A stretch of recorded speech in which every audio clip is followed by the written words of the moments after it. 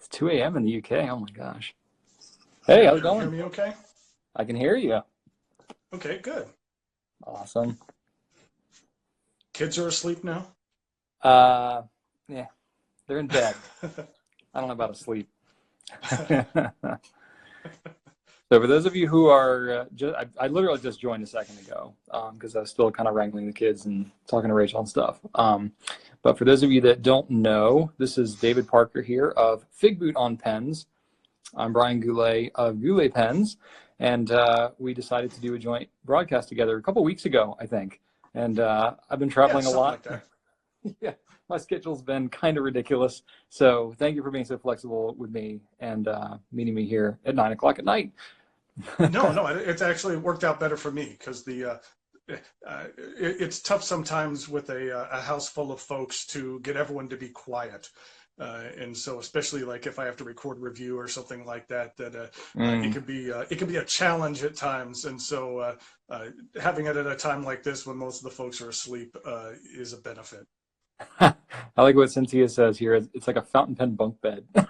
That's what you got going on behind you. That's pretty great. Yeah, you know Cool. what? You actually don't, in my reviews, you normally don't get to see all of the junk piled on top of my desk. So I try to make it look as neat as possible and keep all the junk like right out of the frame. So Oh, it's, definitely. Definitely. yes. Um, So how was your trip to Germany? Germany was really cool. It was a whirlwind of a trip for me. I was there for 3 days, with like 2 days of travel, bookending that. So it was crazy. I was super jet lagged and just powered through. Didn't sleep a lot, working like crazy, but it was fun. Germany's a really cool place. If you ever, I don't know if you ever been to Germany at all, David, or No, I haven't. I've been to Scotland and Sweden and France, but I haven't been to Germany. okay. I went to like Frankfurt and Heidelberg, which is like pretty, pretty American friendly parts of Germany. I Yeah. wasn't like in the deep woods. Everywhere I went, people spoke English. Even the cab drivers and stuff, they all spoke English. So it was a pretty friendly trip for me, first time out of the country. So that was pretty cool. Um, That's cool. You know what? Because I watched your interview with, you know what, I forget his name, but the gentleman who's the CEO of Lamy. What is his name again? Bernard Rosner. Okay, and I thought it was fascinating how he just laid out a whole bunch of things that I don't think that I was aware of, and most people are. And there was some things I thought were really interesting is when he talked about the culture of German fountain or the culture of the German market compared to the American market, and how like in the Mhm. German market you have all of the kids that are in essence forced to use fountain pens when they grow up, and then they Yep, kind of revolt against it once they get older, as opposed to the US market where it's just the opposite, where they use normal pen or fountain pen or not fountain pens when they grow up when they're young, and then when they get older it's something they have to convert to. So I thought that was just interesting how there was an for opposite sure. of markets. For sure. And it's interesting talking to like, because I mean, you obviously know fountain pens better than most. But it's a kind of thing like the more you get to know the manufacturers and distributors and stuff and like understand the culture, you realize like how much kind of the upbringing and the culture and just the mindset that they have really plays into the type of products they develop. And that's just something that's kind of been fascinating as I've gotten deeper into this, to see how it all plays out. Because I think when I first got into fountain pens, I thought everybody just produces pens. Like, it's whatever they make, whatever sells, sure. But so much of it I'm Yeah. finding like has to like it's almost philosophical and ideological in terms of what it is they want to develop, and they put a lot of themselves into it, and you can tell when they do that. Oh, I thought it was amazing also that they don't employ any designers.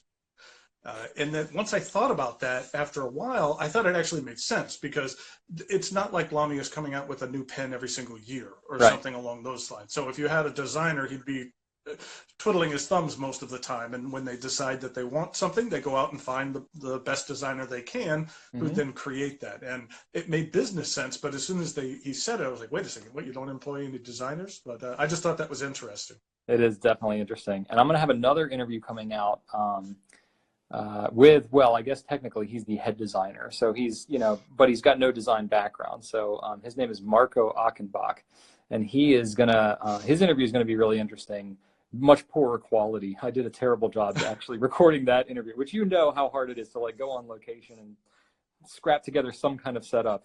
Yeah. But his interview will be forthcoming, and he talks even more in depth about that, which I think you'll probably find fascinating if you found that topic to be interesting.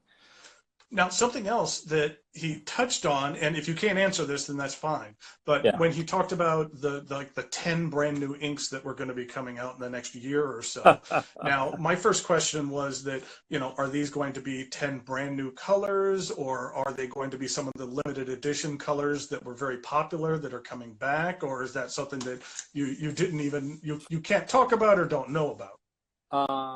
I wish I could say I knew more than I did, but unfortunately, they were pretty tight-lipped about what it was they're developing. I think they're pretty aware that they have a lot of copycats. They have a lot of, especially like Chinese companies that pretty much try to rip off everything that they do.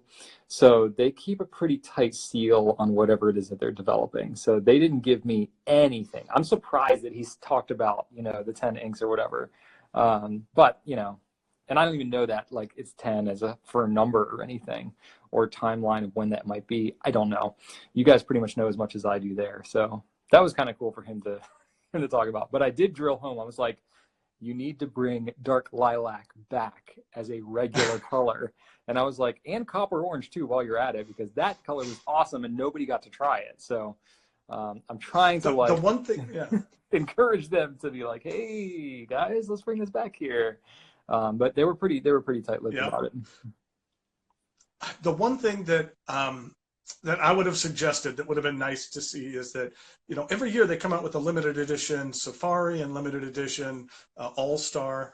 That I think that if they made a limited edition Lamy 2000 in different colors, that I think that that's something that would really sell well if it was done right. And then from a business standpoint, rather than someone buying a $40 pen on a yearly basis to collect, now all of a sudden you have a $150 or $200 pen that people are buying on an annual basis. I think that would be And cool.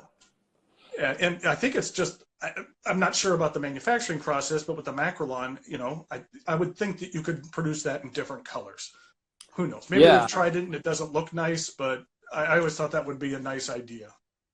They said they've tried it in other, especially brighter colors, and it doesn't work as well because it ends up looking streaky because of the stainless steel grip that you got there. When they sand that, it kind of rubs it across the whole pen. And with a darker color, it kind of hides that. But with a lighter color, it ends up looking just kind of smeared and gross. So they've tried it. So I still told them, I was like, hey, what about like a dark blue or a dark purple or something? Like, hey, let's try something here, So AE Knight 59 says, for the fun of it, do you guys ever get the viewers involved in the live broadcasts? Well, I just read your question, so you're now officially involved. I have done, I tried to do a joint broadcast with Brad Dowdy, and for some reason, our accounts don't like each other. Like I can't join with him on a live Instagram broadcast. So last time I tried, I ended up just spontaneously picking somebody, just a viewer, and her name was Isabel, and she was from the Netherlands, and she ended up being awesome and talked all this because she's a photographer, and she talked about how she uses ink and all this kind of stuff. She ended up sending me in my team a photography book that she actually just published of all these animals that she took pictures of, and my media team freaking loves animals. So it was all these animals posed as people, and they just ate it up. So sometimes spontaneous stuff can end up being really, really cool like that. So I don't know, how much live stuff have you done before, David? You know what? I haven't done a lot of live stuff myself. I've been on with Matt Armstrong a couple of times. Okay. And we've done a couple of live things, but I haven't necessarily originated some of that. And might be doing a few podcasts down the line here. But it's one of those things that I just haven't necessarily made it an effort to do yet. But every time I have done it, it's been a lot of fun. And I really like interacting with folks. Yeah. I don't only like just creating the content, but I think even after the content is created, interacting with folks and being part of the conversation is just as much of fun. So it's not just, hey, I created something, spit it out, and then that's it. I think there's a back and forth that kind of helps you become more of the community that I really enjoy, and I enjoy the Sure. interactions with folks. For sure. I'm right there with you. I mean, my experience with live video actually goes back to 2010. I was doing it on Ustream, and then I switched to Justin TV, and then when Just in TV. yeah, and then when Periscope came out, I did Periscope a lot. So I've done hundreds, I mean, probably 400 live broadcasts in my time with Goulet pens. So I am no strange, and most of those have been not like we're doing right now. It's been like just me or me and Rachel live with the video and just interacting with people in the comments and stuff. So I'm actually ignoring more people in the comments here tonight than normal, just because you and me getting synced up. But I think that's a huge amount of fun. And for me as a retailer, like for me as somebody like in the business, so to speak, like I live and breathe this stuff all day long. It makes a lot of sense because people ask questions about like, hey, when's this coming back in stock? Are you guys going to carry this? Yada, yada, yada. I can give much more real-time info than say like a weekly newsletter or, certainly a video that gets published and it's this big production, A Knight asked, where did your nickname come from? Figboot. Okay, I'm prepared on this one. So this is a little bit of a You knew lengthy you'd get answer, asked this one, right? You yes. have to explain this one like for the rest of your life. That's okay. That's okay. I don't mind the story, but I always like telling stories, and so there's definitely a story behind the moniker, and I think a lot of it has to do with I do play a lot of games and a lot of online gaming and things like that. And you're always having to come up with a name or some kind of moniker, and I came up with Figboot, and I'll tell you why. The reason is because there was a series of books that came out. And I will say that this series of books is probably very polarizing. Either you would read it and you're on the floor laughing and you think it's the funniest thing you've ever seen in your life, or you're like, what on earth is this? I don't get it. So I realize that it's not for everyone. There's a Canadian author and illustrator by the name of Graham Romeo, and he has 3 books. They're the autobiography of Bigfoot. They're the Bigfoot from his perspective. Okay. And the very first one is called In Me Own Words. So there's Bigfoot, and there's In Me Own Words. And there's one called I Not Dead. And then the my favorite one is called Me Write Book. This is Bigfoot, and it's called Me Write Book. And in the book, there's different adventures he has, like there's a whole page about him and how he auditioned for Sesame Street, and things went wrong, and there was an accident on the set, and a green guy got paralyzed, and so he was going to sue Sesame Street, so they put him in a trash can and had to put him on the show, and that was Oscar the Grouch. That's the kind of comedy that's in these books. Nice. Okay, so where it gets to the nickname is there's a page here that is Bigfoot's online dating profile. And it's hard to see here, but in the very top corner, his username is Figboot_2001. So that's where I got my name from, is Bigfoot's online dating profile name. And I really liked the art that was in this book. And so I actually contacted the author, and I commissioned him to make a painting for me. I thought it would, be really cool to have a painting from an illustrator that I really liked. And so I contacted him, and we talked about it, and it was kind of funny because I had like this grandiose idea of what I was looking for, and he kind of came back and said, how about if I just do this? And I said, okay, fine. And I was very nervous because basically I commissioned a painting that I had no idea what it was going to be. Oh, wow. Okay. And it was like the most expensive piece of almost anything I'd ever bought before. And I have no idea what it is. Just full trust that something's going to work out. Yeah. And then he sent me a picture of it, and I love it. And it's my profile picture on my YouTube page. That's the painting that Graham made me, and it hangs in my office at work. So I see it every day. And I love it. It's basically a Bigfoot poking a beehive with a stick. That's what it is. It means nothing to anybody else but me, but it means the world to me, if that makes sense. That's pretty awesome. That's my story of where Figboot came from. Nice. But you were talking about social media before, and I happened to notice and look it up that your #1 video is closing in on 1 million views. Yeah, that's right. And I don't think that any other fountain pen video, other than that one that just shows a flex nib, The that one. The Namiki Falcon video, it's got like 4 Yeah. million views on it. Yeah. But other than that, I don't think that there is another fountain pen oriented review or video or something like that that's closing in on 1 million views. Did you think that when you started that you would have a video that is almost going to get 1 million views? What would you have thought if someone told you that when you started? No, definitely not.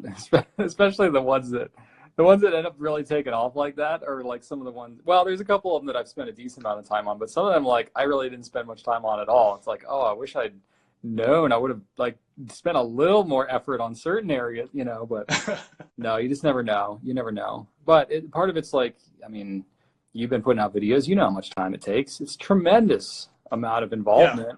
I've got like 1,300 videos or something. I don't even keep count anymore, but it's like you just do your thing, and you put out stuff that you think is going to be of value at the time. And, now I think a little bit more about legacy because I've been doing it for 8 years, and I'm thinking about, okay, is this a video that I'm going to feel proud of 8 years from now? Like I put that into it, but, none of the stuff that I've ever put out, I've thought, oh yeah, this is going to be a big one. It's never been about that, and still isn't. Like I look at Q&A videos now that are getting over 10,000 views, and I'm like, really? People just want to sit there and watch me babble about pens for an hour. Like I'm honored by it, but no, I'm amazed that it could. But there's like videos of cats playing piano that have like 23 million views. So, it's like it's. I've always told people, I understand the pool we're swimming in, and that we're not going to get, 50 million views or something like that. Right. But then, you understand, like you said, that sometimes it's the ones that you don't expect that end up getting the most views. Like my most viewed is, I did a thing on how to spot a Fate Mont Blanc. And it's almost funny how it seems like the most popular videos, I don't want to say skewed negative, but it's like the mistakes or or how not to get, to buy a Fate Mont Blanc. It's clickbait. Yeah.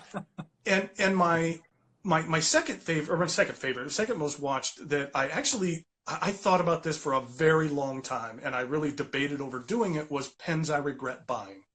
Because I've seen too many videos where people just sit down and just complain and bitch and moan, and I didn't want to do that. Because for the most part, I really, I tend to stay very positive. And so I really, and I don't just like sitting there just bashing things just to bash things. And so what I did was I really thought about it, and I picked pens that I did regret purchasing, but then for each pen, I had an alternative. So it's like, hey, first of all, making the caveat that I really think there's a difference between a bad pen and a bad pen for you. Because there's pens that made my list that I've seen many, many posts of people saying they love. So just because it's bad for me doesn't mean it's bad for other people. Except for a Zebra. I have this Zebra pen. That pen is terrible. That pen's terrible for anybody. So I'll say that on that one. Fair enough. But yeah. But I tried to give an alternative, and I really thought about that because I didn't want to just come across as bashing things. And it turned out really well. I was happy with the way it turned out. So sometimes you produce a video and I don't want to say you're just on autopilot and it's just another video. And then other times you have a better idea that you put a little bit more into it, and you were a little more proud of the work that you put out. For sure. I've always, you mentioned something about trying to stay positive. That's something I've always tried to do. And I try to walk that balance because as a retailer, I got to be very intentional about not trying to like gloss over things or oversell stuff just to try to make a sale. I think at this point, my reputation precedes me that I'm not just trying to say something's great to try to sell it. But I'm right there with you that like, just because I don't like a pen doesn't mean that somebody doesn't freaking love it and it's the best pen they've ever used. So I always try to like balance out heavily, hey, here's my opinion, but also like, here's why you might like this pen. Like the Lamy CP1, I hate that freaking pen personally because it's too thin and I just don't like the feel of it. It's very light. It's just not my style at all. but it's like one of the more popular pens out there, and most of my team loves that pen. Like it's probably the number one favorite pen for more of my team than almost any other pen. But I don't like the pen, and I've not been shy about that. I love Lamy, believe me, completely bought and sold on Lamy, but I got to be honest too. So it's like you got to balance that out, not complain, Yeah. but also not like try to like overdo it. And I know that's something you got as a reviewer, you got to walk that line constantly. Yeah, absolutely. Because you want to give feedback, because sometimes you'll watch a reviewer that is just everything's positive, everything's fantastic, everything's amazing, or you might find the everything's terrible people, and that you want to have something that's in between, because you want to accentuate the positive, but then you don't want to gloss over the Yeah. negatives. And Well, you know, and so yeah, on that, I'm gonna go a little deeper with you on that because, and sorry everybody on the comments, like you're asking some good questions, but we're jiving a little bit here, so we might touch on some of these, but I'm curious because I'm a retailer, so I'm essentially like self-funded basically, right? Like, but you're not selling pens, and you and like folks like Stephen Brown and Matt Armstrong and Aziza and like all of the people who are dedicating so much time into doing your reviews, for me, I'm always very interested of like, just where does that come from? Like, first off, how do you like get into that and justify it? But then also like your motivations for doing it might be a little different. So not on you guys specifically, but I think a lot of YouTubers who are doing that and trying to monetize and get ads, they're going to put out really extreme views of things just to try to get more views because it gets more ads so they can actually make a living off it, because YouTubing is hard. It's a lot of work. yeah. But that's not really your focus. So I'm curious, like for everybody here who's kind of just wants a little deeper insight into you, like what is your motivation? Because you're spending hours and hours of your free time doing this stuff. So like what really Yeah. gets, what's your reward out of this? Well, I think at first, the fountain bug pen bug really hit me. And that when I first started getting into the hobby, I actually looked back through my old purchases because I was kind of seeing what the timeline was. Mhm. Because I purchased my very first pen back in 2011.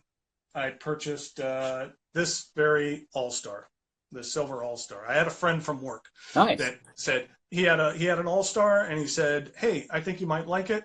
And and so he pointed me to one of your competitors, and because that was the only, I didn't even know anything about these sites or anything like that. It was a total foreign world to me. I was woefully uneducated when it came to everything, and We all start out and that so I way. bought that. Cool. That's a Yeah, pretty and solid I first pen, was though. That's a pretty solid first pen. yeah, um, and I used it for a little bit, and then we took a trip to Sweden and then Paris, and I was in a stationery store near the Louvre and bought another black All Star. No, actually, a black Safari, and then I was part of a Reddit exchange, and someone gave me a Parker Urban, the old one that was a little more curvy, Mm-hmm. and I had those three pens for like 4 years, and I was fine. Yeah. I enjoyed using it. I liked doing something a little different. Everyone Yeah. pulls out their ballpoint. Yeah, something a little different. The act of filling up the ink on the Urban was cool. I thought that was fine. I used the cartridges for the Lamis, and I had fun with it.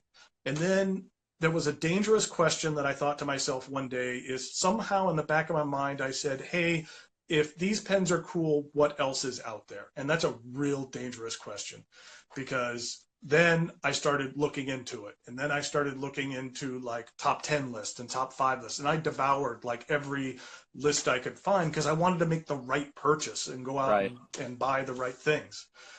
And so then I bought a couple of pens, and I think what really did it was I got a Lamy Diamond 580, and I just thought that was like the coolest pen in the world, and that really triggered it for me, because I was like, if this is that cool, then really what else is out there? And then I kind of went over the deep end. Yep. Yep. And I will say that one of my big regrets in my collecting is that I went from like 0 to 100 real quick. And I wish that I would have taken a little bit slower to Mm. really enjoy that lower and mid-range pen. Yeah. because I have a lot that I purchased that I didn't necessarily spend enough time with before I moved on to other things. And so I kind of wish that I would have done it a little bit slower. Okay. But when it came to doing reviews, I went to school right out of high school for film production and TV production, and I always was interested in that type of thing. And so video production and radio, did a little work in radio for a while. That all of those things had always interested me. Mm. And so for me, it was really just an extension of the hobby. When I would get every pen, I would have these notebooks. Some of them are Goulet notebooks, but I would just basically write down my opinion on every single pen that I bought. Just kind Nice. of almost like a blog, but just this is my opinion on this pen. Wow. And I always kind of thought to myself, maybe I should start a blog, or maybe I should start something just to be creative and to produce, because it's one thing to consume, but then I just kind of had a desire to kind of produce as well. And so I thought I'd give video reviews a chance. I told Stephen that I was really debating for a while. And even I have like a little journal entry in one of these where I pretty much I went through all the pros and cons of what I thought would be good and not. And I think at the end, I almost said, nah, I better not. I don't think I will. And then Stephen had a video called, why aren't you doing fountain pen reviews? And I watched that. And after done watching that, I said, you know what, I'm just going to do it. And so what I did is I told myself, I laid out specific goals, and I told myself that I was going to, not care what people thought, not care about views, not care about any of those things. I've always had just like at work, I've always felt that if you do good work, then you will be rewarded, as opposed to maybe some employees that like expect to be rewarded or something like that, Like or game the expect system, something. politic your way ahead, that kind of thing. Yeah. So I feel that, if you do good work, you're going to be recognized. If you produce good work, if you make good reviews, people are going to find you. You don't need to promote yourself too much. If you are a fantastic reviewer, there's enough people out there that really want and to devour that, then people are going to find you. People are going to tell about you, or tell other folks about you, and that you'll be able to grow if you do good work. So you don't need to necessarily over promote yourself. That's always been my opinion. Exactly. And then plus, it gives you a chance. Yeah, it gives you a chance when you're first starting out. Your videos are terrible. They look terrible. They sound terrible. Everything you're doing wrong. And it gives you a chance to kind of work everything out while no one is watching. Because I remember like my first maybe 4 or 5 videos over the first month, I got a total of like 20 views over like my first month. Nice. But then I got a subscriber, and that first person that just said, yes, I like your videos, that felt fantastic. Yeah, that was cool. And so basically for me, it was an extension of the hobby. Sorry, the dog's starting to bark a bit out here.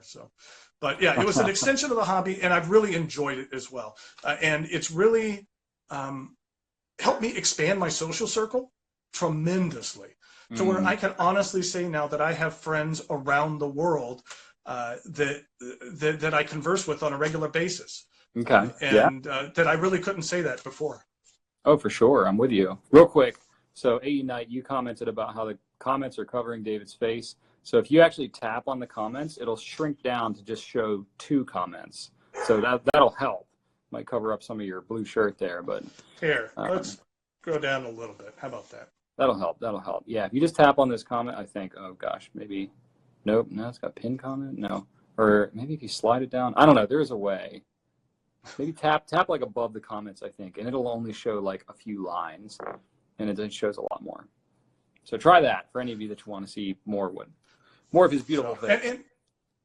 And I've really tried to be helpful and encouraging as well. Just like when I started off, folks like Stephen and yourself and Matt Armstrong were very supportive of me. That I try to be supportive of others as well. A couple of weeks ago, I actually put out a video that I really thought a lot about, and it was kind of in conjunction to Stephen's So You Want to Do Reviews. I was kind of saying, okay, you've decided you want to do reviews. What now? Well, how do I actually get started in doing it? And so it was more kind of about production and what to anticipate about putting yourself out there, Mm. and dealing with the positives and the negatives, and kind of, okay, I've Hmm. decided to do reviews or make a blog, what now type of thing, because you Right. want to be as supportive as possible. Yeah, for sure. And it's cool that you're, it's like I'm sure as you've learned, there's no like committee that decides like, oh, you're going to be a pen reviewer, or there's no like training or Yeah. school or there's nothing you go through. You literally just like, I think I should do this. Let me friggin' figure it out, and it's like that's exactly what I did, and I just never stopped. And 8 years later, here we are. Same thing. Same with Steven. Steven was in the exact same boat. He sent me a video of the Visconti traveling inkwell back in like 2011 or something like that, 2012 maybe. And I was like, dang, Steven, this video is really good. You should do more of these. And that was literally it. And it's like, there you go. He's just done, I think he's done even more videos than I have, honestly. The guy's a maniac, but in a good way. But it's cool. But yeah, I think I that, encourage anybody to try. if it's something you're interested in, then do it. Do it. It's what's the worst thing that could happen? The worst thing that happens is you put together some videos and you decide you don't like them and you don't post them. So what? What's happened? But if it's something you love and it's something you have fun with, then, because I think that's one of the keys, is having fun. And I still really have a lot of fun doing this. Good. And and if it wasn't fun, then I wouldn't do it. I spent this last summer, playing with Rubik's cubes all summer. Why? Because I thought it was fun. It would be something to do. And I have a bunch of very tolerant people in the house. When our bedroom was taken over by Rubik's cubes and this huge easel all summer long as I played with them, but it was Yeah. just to do something fun, but How do and you to do something different and creative. how do you deal with negative comments? You know what? There's a difference between someone who disagrees with you and then someone Mhm. who is not adding something into the conversation. Right. And that it is perfectly allowed for someone to have a differing opinion than mine. And so I'm not going to, delete their comment or anything like that because they disagree with me. That's fine. I could be wrong and people could have varying opinions. I will say that I've been very fortunate, and I've had maybe like 5 or 6 comments to where I actually deleted them from YouTube because it was just someone just cursing me or just saying something totally inappropriate or just trolling Fair me. enough. Um, and so You've I you've think got you've going gotten a into couple it, you've gotten a couple trolls before? you just, I would, there was one guy that came on one day and made like 3 comments in 3 different videos. And you're like, I'm not quite sure why you would do that. But, Yeah.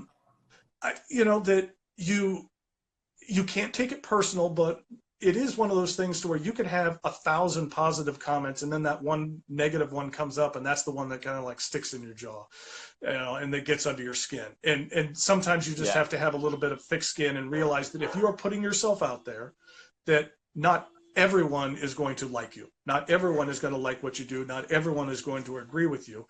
But you just need to try to do the best you can and then communicate well with folks. Yeah.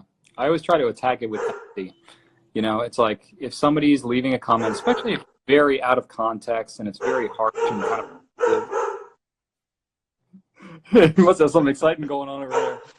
You know what? There was a car alarm outside, and so the dog. If anyone walks past the street, then she doesn't like when anyone walks past the house. So I think the car alarm is done. AE Knight here is trying to pick a fight, saying your bookshelf's ugly and my shirt's ugly. I think my shirt's pretty awesome. So if you don't like this shirt, that's on you. I'm I digging have my shirt. My Studio Ghibli shirt on today. Nice. So No, shout out to Miyazaki. my whole thing is like if somebody's gonna post a negative comment online, especially if it's like really harsh and out of context, I either think like they just are immature and don't know better, or like they're having a really hard day and this maybe something in their life really sucks. And I'm like, so I always attack it with empathy, and I'm just like, I try and hear them out. And I'm kind of like you though. I get so little of that. I think part of it is I don't ever really engage. Like I don't get pissed off. It's been probably, gosh, it's probably been 4 or 5 years since I've gotten any comment that has even given me a twinge of discomfort, just because I've kind of heard it all at this point. And the ones that I think that are hardest are when somebody says something and there's like an element of truth to it that you're kind of like, ah, yeah, Yeah. I I didn't really know what I was saying there, and somebody called me out. Dang it! I should have researched that a little better. I should have, and then I just fess up, and I'm like, "You're right." Like, somebody. I had a comment last week's Q&A. I answered the question. It was a lighthearted question about like if you could like matrix style download something into your brain, some skill, what would it be? And then I answered. I would like, very genuinely. I was like, well, I have a call to like leadership, and I would download like leadership skills and abilities and like wisdom into my brain. And then somebody like came at me, and it wasn't like attacking me, but it was like, if you're going to get that, you need to get humility along with it and all this kind of stuff. And I was like, that's pretty deep, right? And I was like, I didn't quite go there, but I was like, humility is something that's really important to me. So it caught me for a second, and I was like, should I have like addressed that in the thing? And I was like, well, no, they just kind of like took it a little step further and kind of went and did their Yeah. thing. That's fine. They didn't attack me or anything, but I was like, no, I'm cool. I'm good. Like, I'm humble enough not to feel Because like I need just to. because a couple, I don't feel like I just need to because a defend couple, my own humility. That kind of yeah. defeats the purpose. Just because a couple people were asking that the dog is named Ginny, named after Ginny Weasley from the Harry Potter books, so Ginny, and she Mm. is what's called a double doodle. So she is half Labradoodle and half Golden Doodle, and we got her maybe about 6 months ago. So it's been a big change in the house to have a rather large pet. Uh, and so we're all adjusting. It's like having a new baby in the house, so to speak. Not Nice. to equate that to any families taking care of newborns, but at least that's what it feels like. So Look at the number. yes, we Look at need the to. number of comments streaming here about your dog. I get you. If you want to get more YouTube views, throw your dog in there. That'll do it. I do throw some pictures on Instagram. See, like Yeah. this hobby has really kind of forced me to kind of get out of my shell. It's a strange thing because I'm very talkative, but yet I'm not necessarily super social, if that makes sense. Sure. And so this forces me to get out there. And That's nice. and so I'm really not on Twitter that much, but then I kind of made a decision. Okay, I'm going to get on Instagram. I'm going to post every day, and it's just like making an effort and getting out there. And then after a while, you enjoy it, and I enjoy the Yeah. interactions, and that there's a certain satisfaction. You're kind of saying like, what do you get out of this? I mean, no Mm-hmm. one is getting rich doing fountain pen reviews. That there is a No. small amount of revenue. I by no means is it, I'm not quitting my day job at all. Right. And, but it's nice just to get a tiny bit, but then it's just nice to put something out and get a positive reaction, whether Yeah. that's putting a review out and getting a positive reaction or posting something, because it's like when you post a review at first you're like, okay, I'd like to get 10 views on this video, but when you could post something on Instagram and you get over like 100 views or 100 likes or something like that, that at least you feel like you're at least trying to make a contribution, and there is some satisfaction there. So What while is the rewards aren't monetary, that it's nice to at least make a contribution and feel like you're making a difference. exactly? It's not all about the money, and that's definitely the case for pretty much everybody in the fountain pen world. What is your day job? We got in a couple of questions about that. What pays your bills? I am a data business analyst, or a business data analyst for a company that's just outside the Fortune 500. So I spend most of my days slaving over hot spreadsheets. And, I'm kind of the guy at work that everyone goes to when they don't know the answer to anything. It is like, no one knows the answer, so go to David. And then I'm kind of keeper of the data, if that makes sense. So if anyone has, I make a lot of customer facing presentations, or let's say our directors or salespeople are going to go to a customer and make a presentation, then basically I create the presentation for them, give it to them to make people look good. So part of my job is spending all day making other people look good, which is not a bad thing. And then also, anyone needs any random piece of information. Hey, what is these sales stats? What are this? What is this? Then I can get that as well. And so I spend a lot of time in Excel. And something I've been thinking about is, boy, it's been maybe almost 2 years ago. I came out and I I created in Excel a fountain pen log for myself that keeps track of my daily pen use, and it's Yeah. like over the top to where I literally track the day of the week, so I could say, hey, how many times have I used this pen on a Thursday? You could track that, Right. type of things, or how many times I've used this pen over the last thing, and what are my top 10 and what I use. And so I I'm going to be revamping that. So if anyone out there uses this and or has any ideas for things that you'd like to improve on it, then by all means either message me in Instagram or shoot me an email at figbootonpens@gmail.com or comment in YouTube or something, and I'll see it. And I'm kind of want to look to incorporate some of the. I have a general idea of what people are looking for, because for the most part it's for myself, and then I'm letting other people use it. But I was going to revamp it and kind of put a new coat of paint on it, maybe in the next month or so, and then make it available for folks, so that it's just a way to track your collection and organize it a little bit, since there isn't just a lot of stuff out there that's really meant for that. So I'm going to be doing that, and now that I'm saying it out loud, I guess I'm having to commit to it, revamping it. So anyone has suggestions, let me know. Um, so. But you know what? One question I saw is that, where do you draw the line between your public and private life?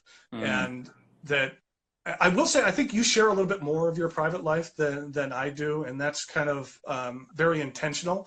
The rest of my family doesn't necessarily. I don't say they don't want anything to do with this, but they don't want to necessarily put themselves out there and be, I don't want to say public figures, but just have their information and have things like that online. And so they're not as willing to participate in my ventures here. So I kind of do what I do here, and I'll share a lot of things about myself, but it's not necessarily, I on purpose don't necessarily share a lot of information about my family and things like that. Yeah, and that makes sense. Basically because of their wishes.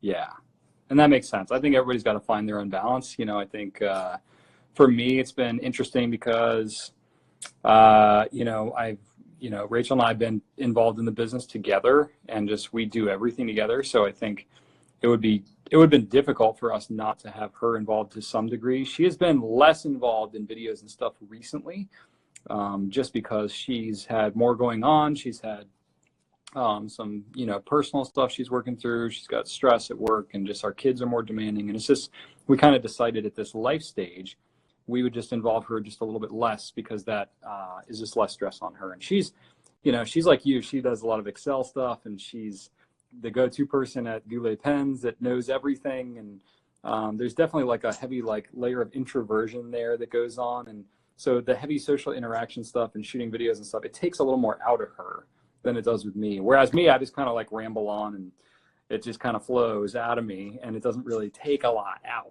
to make these videos happen. So for me, it's no big deal. But for her, it takes a little more out.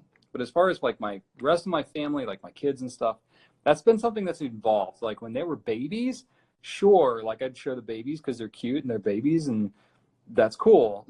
But I've been showing them less and less recently, just because it's just they don't really have anything to do with pens at this point, and they got other stuff going on, and it's been interesting. As I've had my personal Instagram account, which I show a lot of pen things, but it's also a lot of my own just kind of stuff I have going on, which is 90% Yeah. because that's most of my life. But it's my life and my kids and a couple of other random hobbies when I have time. But I've been Rachel has her personal Instagram account, which she keeps private, and she has a very select handful of family members and stuff. But she largely just doesn't have anybody in the pen community in there, because it's just for us and our family. And then me, it's a lot more out there in public and all that. So I'm kind of an extension of Goulet pens, but it's me. It's more me, and I don't deal with anybody else in the company with the content that I post. I just kind of do whatever the heck I can when I can. But yeah, I understand. That is something I'm constantly balancing back and forth. Is my family is involved. It's a family business. It's the Goulet Pen Company, but at the same time, I want to respect my kids are at an age where, they don't really necessarily understand or have a choice necessarily if I share a lot of stuff about them. So I Yeah. want to be careful. I know my intentions are good. I'm not going to like exploit them, but even still, it's, just I'm erring on the side of giving them the option of privacy, because I think later on they're not going to have the option of privacy. So it's like, my, it's like as we go along, we're not getting less privacy in the world as big data and all these things are going on. So I figured I'd try and give that to them when I can, and I'm very comfortable putting myself I put myself out there like 90%. Yeah. I'm a fairly open book, and I'm cool doing that. But it does come at a cost. You know, Yeah. Everybody knows And, about what I got going on. just like you don't try to, I think everyone in the house gets sick of my hobby after a while, and especially when I was going through my acquisition phase where I was just crazy over everything and wanting to share every pen with everybody. That after I think they got sick of it after a while. And it's just, hey, you get interested in different things and they're not interested in it. I have Sure. my things and then they have certain things they're interested in. 100%. And so we all have our thing. Hmm. And I think that's part of a good family, is having things you like together, but then also having your own little separate places you could go. For sure. But then, that one of the kids who enjoys really enjoys baking was talking about, hey, maybe I should make a baking channel.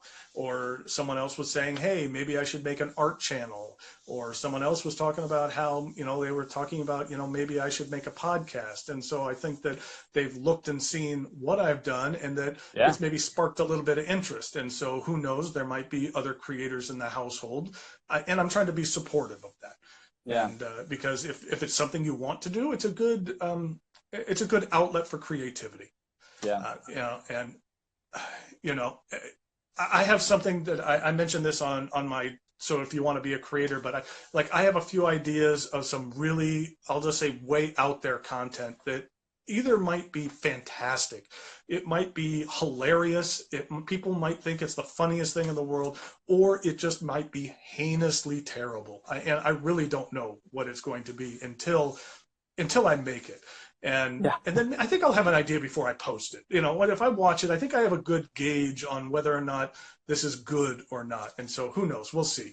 So I might create something and then maybe share it with a few folks just to get some idea, some feedback, and see if it's too far out there. But it's like I mentioned before, you always want to have fun. Do something that's fun, do something that's creative, or else it's just going to get stale. Because I could really understand how someone gets burnt out on this, and how someone could just get burnt out doing review after review after review, or something like that. That's a very that's a reality. Do I envision myself doing this forever? Probably not. But I'm enjoying this, Dude, no. and that you know Come I'm on, enjoying it, man. and so Stick with me to the end.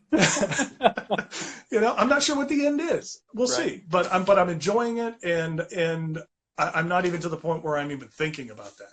Yeah. So I feel like I have a lot of content to provide, and I'm having a lot of fun, having a lot of interactions with folks, and dealing with folks, and that's a lot of fun. Like, there's certain things that really made me feel good. Like, I remember going to one of my first goals that I wrote down for my channel, and I know some of the goals sounded kind of self-centered, but they were more like check marks to see if you were doing good. Like, one of my goals was to go to a pen show and have someone recognize me. And it's not that I needed to be recognized. That's not the point of it. The point of it was, if I was creating good enough content for someone to want to come and say hi to me, then that was a leading indicator that I was doing good, if that makes sense. It wasn't the need of Makes a lot of attention. sense. And I remember my first DC show, walking in, and I was very nervous just because I hadn't been to I had been to the Raleigh local show, but not DC show. And there's so much aura around the DC show. And I walked in, and probably in 2 minutes, I saw Carrie from Fountain Pen Day was right there in the atrium area. And he just turned to me and greeted me and treated me like he had known me forever. Right? And that one of these days I need to thank him again, because I don't think he realized how good that made me feel, That's that cool. someone just treated me like they knew me forever and I was a long lost friend. That's And cool. that really meant a lot to me. Well, and if you know Carrie, one day, too, I guess one day like, I'll thank him. So Carrie is 100% right in there too. And actually, I was going to bring up Carrie because he is a case. You talk about like you don't know where it's going to end up. So Carrie was kind of in the same boat as you, was an enthusiast, started doing it, was active on Fountain Pen Network and all these other things, did the pen show thing just as an enthusiast. And then the idea of Fountain Pen Day came about. He really just latched onto that idea, and he was the champion for Fountain Pen Day. That's why he's behind the brand. He single-handedly, like, it kind of came on as excitement in the Fountain Pen Network and all that, and everybody kind of jumped on board. But he like anything that's year after year with momentum like that, it takes a champion to make sure that it carries on, and he really did that. And now it's got some momentum behind it, but he really was the guy. But he worked for, I think it was A&P Groceries or something like that, for like 30 years. And it just so happened like he had the opportunity. He was doing the Fountain Pen Day thing, which he was basically completely self-funding. But he had the opportunity to start working at Kenro, which is a pen distributor in the United States for Aurora and Monograppa. And he works there now. So like he makes a living, it's like, and I think about, Dan Smith, doing nib tuning stuff. Like you never know. And even the Andersons, I think they started out just like trading pens on eBay and whatnot. And now they run a pen store together. Like there's so many people that have, through their passion, kind of just gotten deeper and deeper into it. And then it actually turned into like a livelihood, which I think is just so And cool. I've thought about that as well, because I've thought about, okay, what could I do? And just as a, okay, Right. what can you, just like you could create a YouTube channel by yourself. You don't need help. You could do it yourself. Sure. I've thought, okay, what is in this hobby what's something I would enjoy doing that I could actually maybe earn some supplemental income, or it could turn into a retirement job or something along those lines. And so I've been exploring a few things, and who knows, maybe one of these days it will turn into something, and maybe it won't. But I have thought of that, because you're like, okay, it's about creating something. If you could create something by yourself that you could put your stamp behind, that I think that I've at least built enough of a name to where I could get at least a little bit of a head start, or a slight jump start, as opposed to starting from nowhere. But I would still need to produce a good product, whatever that is, in order to sustain that. But I've thought about that myself, of how could I even take it further to make it more of a, not necessarily a full living, but to take it even further. Because would it be fun, just like yourself, you created a company from scratch. And would it be fun? I've been part of a startup before, but it wasn't my startup. But would it be fun to start something from scratch and basically figure it out as you go along? Yeah. I mean, it's a lot of work. It's a hell of a lot of work. I'm telling you, it's but fun in a twisted kind of way, I think, Yeah. Just like how some working out and running ultra marathons is fun for some people. You know what I mean? Yeah. It's all about what is your definition of fun.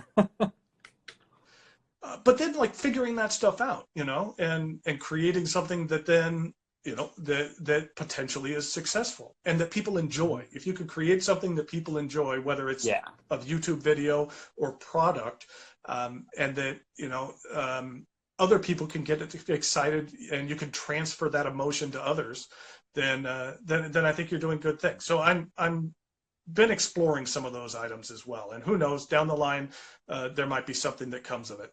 You never know. I think if you keep doing what you're doing, you stick around long enough, and just keep your eyes peeled, something might come up. So that's cool. I think honestly, a lot of it's just, I've read so many different books and stuff, and there's this one from Malcolm Gladwell called Outliers. You're probably familiar with it if you're in the business community, but it basically is the concept of mastering anything. You just put in 10,000 hours.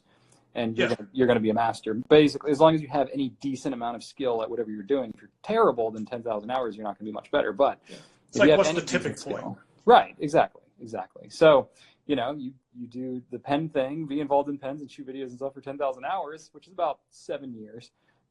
You're pretty much going to be 7 years of full-time work, and then you're a master. So you might have ways to go. If you're doing it on the part-time, it might take you 20 years, but who knows? You never know. No, but like I said, I'm still having a lot of fun, and I really enjoy it, and it's it keeps me out of trouble, and it's an extension of the hobby. So maybe it keeps me from buying more pens, but it's sitting down, and it helps me to be creative. It helps me to write because I've always enjoyed writing. And at one point I wanted to write a book, and maybe one of these days I'll sit down and get that done. But kind of the aspects of wanting to write and wanting to be a writer and wanting to be in video production and things like that all kind of were brought together in this. And so cool. I have a little bit of knowledge in a lot of things, and they all kind of conversed into this for now. So we'll see where it goes down the line. I was gonna say there's a lot of pen people that do some podcast stuff, but there's not really a lot of pen folk that have like published written works. I mean, I think there's authors that use fountain pens, but there's nobody out there that like came up through the pen community and started writing books. Yeah. So that could be an interesting thing to explore. I don't know. I did write a children's book once, and I sent it out to publishers, and I have a very large stack of rejection letters to prove it. Nice.